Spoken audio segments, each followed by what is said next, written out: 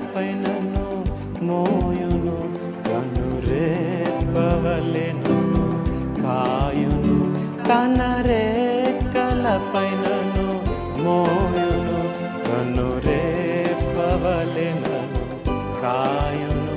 నన్ను నడిపే యేసయ్యా, నన్ను కాచే మెస్సయ్యా, నన్ను నడిపే యేసయ్యా, నన్ను కాచే మెస్సయ్యా.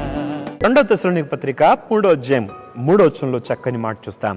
అయితే ప్రభువు నమ్మదగిన వాడు, ఆయన మిమ్మును స్థిరపరిచి దుష్టత్వము నుండి కాపాడును. దేవుడు నమ్మదగినవాడు, ఆయన మనల్ని దుష్టత్వం నుంచి కాపాడును. యేసు ప్రభు కాపాడేవాడండి. ఇశ్రాయేలీలను కాపాడువాడు, కునుకడు, నిద్రపోడు.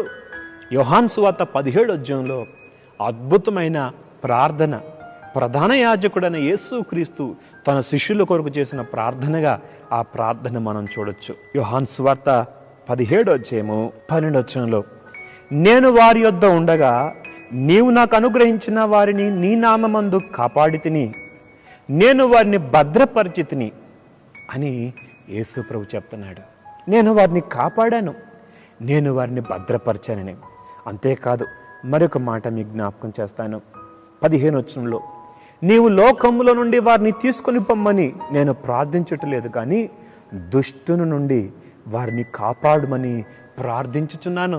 దుష్టు నుంచి కాపాడండి తండ్రి అని శిష్యుల కొరకు ప్రభు ప్రార్థన చేస్తున్నాడు. యేసు ప్రభు పేతురు గురించి కూడా ప్రార్థన చేశాడు. లూకా సువార్త 22వ అధ్యాయం 31వ వచనం చూస్తాం. సీమోను సీమోను, ఇదిగో సాతాను మిమ్మల్ని పట్టి గోధుమ వలె జలించుటకు మిమ్మల్ని కోరుకొనును, కానీ నీ నమ్మిక తప్పిపోకున్నట్లు నేను నీ కొరకు వేడుకుంటుని, నీ గురించి తండ్రితో వేడుకున్నాను. అదే దేవుడు, ఏ ప్రభు అయితే పేతురు గురించి ప్రార్థన చేశాడో అదే ప్రభు మన కొరకు కూడా ప్రార్థన చేస్తున్నాడు. రోమాపత్రిక 8వ అధ్యాయంలో మనం చూస్తాం, తండ్రి కుడి పార్శ్వంలో కూర్చొని ఎల్లప్పుడూ ప్రార్థన చేస్తున్నాడు.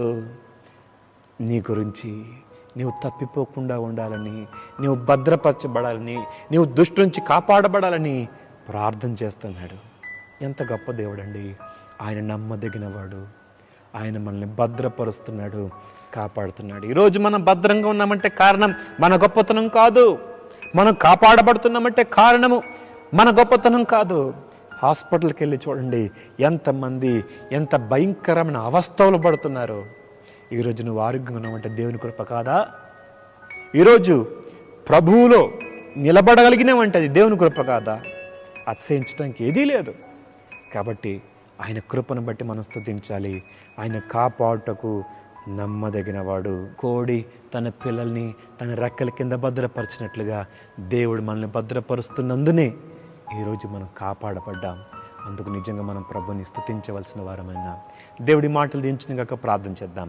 మహోన్నతులకు దేవ సర్వాధికారి, మమ్మల్ని కాపాడుతున్న, కొనుకక నిద్రపోక మా కొరకు తండ్రి కుడిపార్శ్వమున విజ్ఞాపన చేస్తున్నా ప్రభువా, ఆనాడు సీమోను పేతురు గురించి ప్రార్థన చేసినట్లుగా, శిష్యుల కొరకు ప్రార్థన చేసినట్లుగా మా కొరకు కూడా ప్రార్థన చేస్తున్నా. అందుని బట్టి వందనాలు చెల్లిస్తూ యేసు నామములో అడుగుతున్నాం తండ్రి, ఆమేన్.